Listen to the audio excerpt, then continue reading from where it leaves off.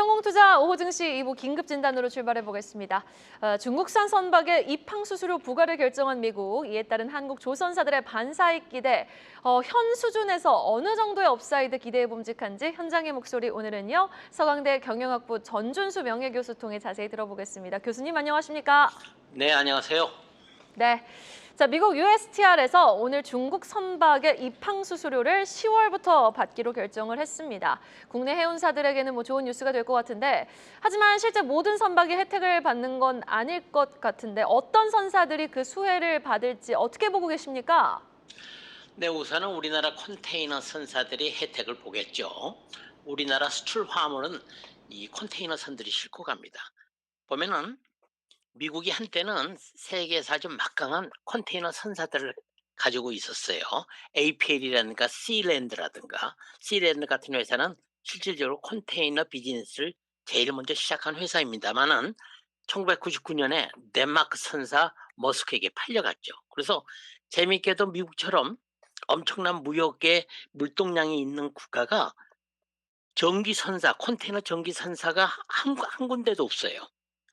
그래서 실질적으로 이것은 미국이 미국 국적 선대를 다시 한번 육성시키고 소위 공급망 변화에 의해 가지고 중국의 위협이 점점 커지고 플러스 중국 해군이 막강하게 성장함에 따라서 해양에 있어서의 패권을 뺏길 것 같으니까 중국을 소위 견제하기 위해서 이러한 조치들이 나온 겁니다. 특별하게 우리나라 선사를 봐주는 것이 아니고요.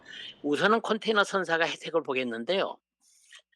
그 외에 다른 선사들은 어쩔 수 없이 미주 간에 있어서의 물동량이 이런 식으로 제약을 받게 되면 결국 다른 루트로 갈 수밖에 없습니다.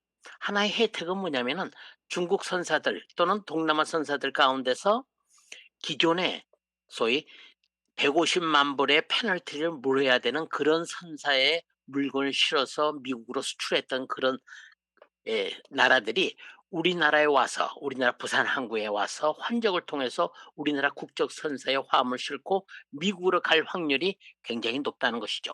그래서 원양 선사인 우리 HMM, 예전에 현대상선이죠. 현대상선이 HMM이 가장 큰 혜택을 볼 수 있을 것 같습니다. 네, 컨테이너선이 최대 수혜가 예상된다라고 말씀해 주셨는데 사실 미국이 이렇게 나오면 중국 쪽도 이에 반발해서 대응을 안 할 수가 없을 것 같거든요. 중국도 미국 선박에 수수료를 부과하는 등 이 맞불 조치 취할 것 같다고 보십니까? 현실로 보면요. 미국의 원양 국적 선이 93척밖에 안 돼요. 그러니까 실질적으로 미국 선박이 중국 항구에 물건을 내리거나 실으로 들어갈 수 있는 확률은 제로라고 할 수가 있습니다. 그러니까 실질적으로 중국이 보복을 하려 보복을 할 수가 없죠. 한 가지 우려되는 것은 어떤 분은 이렇게 이야기를 해요. 중국이 소위 미국의 이번에 그 조치로 혜택을 보는 일본 선사나 한국 선사에 대해서 똑같이 그런 식의 중국 항구에 들어오는 일본 선사, 한국 선사에 대해서 페널티를 매기면 어떡하느냐. 저는 그런 일은 없으리라고 생각합니다. 중국이 대국이고 또 어떻든 간에 지금 미국이 여러 가지로 외교 정책적인 면에서도 고립되어 가고 있는 것이 현실인데요. 가장 맹방인 EU까지도 요 근자에는 굉장히 그 미국과의 관계가 거꾸러지고 있습니다. 이런 상태에서 중국 입장에서는 한 나라라도 자기의 편을 만드는 것이 굉장히 전략적으로 유리하기 때문에 더군다나 지정학적으로 가장 가까운 일본, 한국을 이런 시시한 일로 자기 반대편으로 돌릴 것까지는 않아요. 그러니까 그거는 우려할 일이 아니라고 생각합니다. 네, 알겠습니다. 그런데요, 전반적인 이제 매크로적인 환경이 관세 전쟁으로 물동량이 많이 줄어들 수밖에 없는 상황에 처해 있으니 운임비가 이전에 비해서 많이 하락을 했다고 하더라고요. 이번 중국산 선박 수수료 부과로 미국 지역에 루트가 없는 선사들은 경쟁이 더욱더 치열해질 텐데 운임비에도 또 추가적인 영향을 미칠 수 있을까요?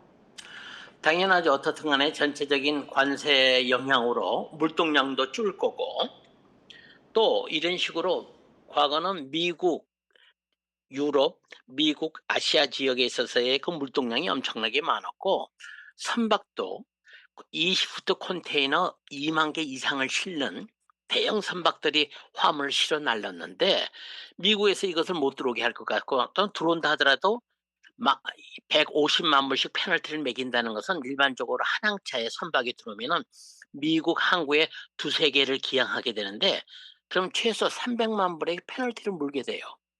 그렇기 때문에 당연히 상대적으로 이 중국에서 건조한 선박이 굉장히 적은 일본이나 한국 같은 데가 혜택을 볼 수밖에 없고 그런데 또는 전체적으로 볼 것 같으면은요.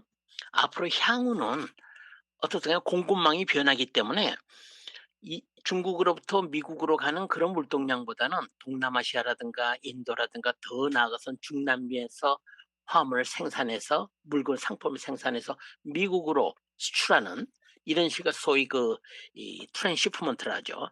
이런 식의 물동량이 활발하게 일어날 거기 때문에 새로운 루트를 개척하고 거기서 일어나는 새로운 물동량을 실어 나르는 그런 전략들을 세워야 되는데 어떻든 간에 지금까지 세계적인 대형 선사인 MSC라든가 머스크라든가 이런 선사들은 중국산 컨테이너가 대부분이에요. 70% 이상입니다. 더구나 또 요 근자에 와서 작년서부터 불어온 신조선 붐에 의해서 새롭게 건조하고 있는 대형 컨테이너 선들은 90% 이상이 중국에서 건조하고 있어요. 그러니까 이제 그 대형 컨테이너 선박들이 갈 곳이 없는 거예요.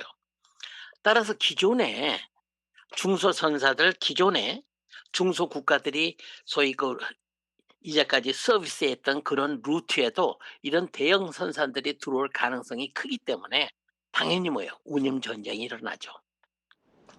네, 알겠습니다.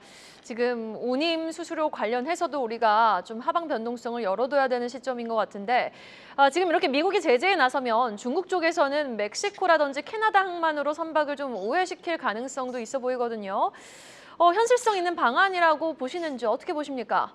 현실성 있는 방안이 아닙니다. 왜냐하면은 컨테이너는 내리게 되면은 트럭에 의해서 운송이 되는 겁니다. 컨테이너 주로 미주에는 40푸트 그러니까 40피트 컨테이너를 쓰고 있는데 트레일러를 싣고 가면은 그 일일이 트레일러 하나가 한 대씩 싣고 가야 되는데 예를 들어서 23,000개 싣고 따라가는 컨테이너선이 들어가서 23,000개를 멕시코 항구에 소위 양하했을 때의 경우를 상상해 볼 것 같으면 기존의 항만 시설보다도 엄청난 시설을 확장시켜야 되고 수많은 소위 컨테이너를 실어날 수 있는 트레일러들이 있어야 되고 따라서 거기에 따라가는 인프라들이 다 구축이 돼야 되는데 더군다나 그 트레일러 한번 이 트러킹하는 비용이 수백 불인데 그건 전혀 현실적으로 이 가능성이 없다고 생각합니다. 네, 알겠습니다. 교수님 오늘 여기까지 한번 들어보도록 하겠습니다. 지금까지 서강대 경영학부 전준수 명예교수와 이야기 나눠봤습니다. 교수님 고맙습니다. 네, 고맙습니다. 계속해서 다양한 경제 이슈를 알고 싶다면 구독과 좋아요, 알림 설정 부탁드립니다. AI 캐스터 권미정이었습니다.